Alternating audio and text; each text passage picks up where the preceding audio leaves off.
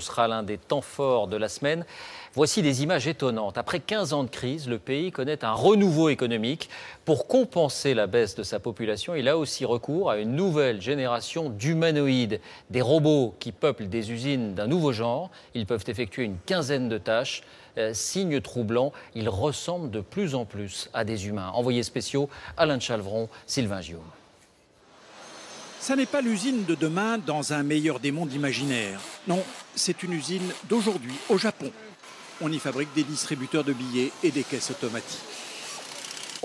Ce sont des robots humanoïdes.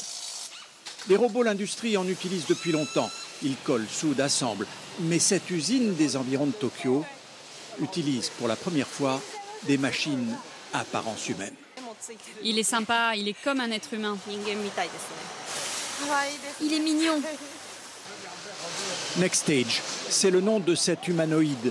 Il a un petit côté E.T. avec ses deux yeux un peu tristes. Il faut dire que sa vie n'est pas gaie. Boulot, boulot, boulot. Même pas de métro. D'étranges relations se sont nouées entre ce robot si mignon et ses collègues de travail. Comme il travaille avec plus de précision que nous, juste à nos côtés, ça nous motive. Next Stage est né non loin de là. Sa conception a pris 5 ans environ. Le voilà en train de réaliser ce qui pourrait être un jouet électronique. Il a 4 caméras, 2 dans les yeux, 2 dans les mains. Il a 2 sortes de mains. Les unes, comme celles des hommes, les autres, pour visser. Avantage, il est infatigable.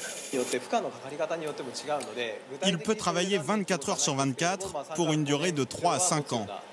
Pas de vacances et il n'est jamais malade. Fait grève parfois ? Non, jamais. Évidemment, Next Stage ne prend pas d'initiative. Son travail, qui peut être extrêmement précis, est programmé par un informaticien. En fait, ce n'est pas très compliqué. Nous avons déjà un schéma directeur pour chaque mouvement. Et il suffit donc de sélectionner ces schémas, de les mettre bout à bout. Next Stage est maintenant produit industriellement. Une dizaine d'entreprises au Japon l'ont déjà commandé. Il ne coûte pas très cher, 30 000 €, rentabilisé en quelques mois, vu les salaires japonais. Son succès vient d'abord de son look humanoïde. Les clients sont très contents de cet aspect humanoïde. Ça permet aux ouvriers qui travaillent à côté de considérer les robots comme des copains.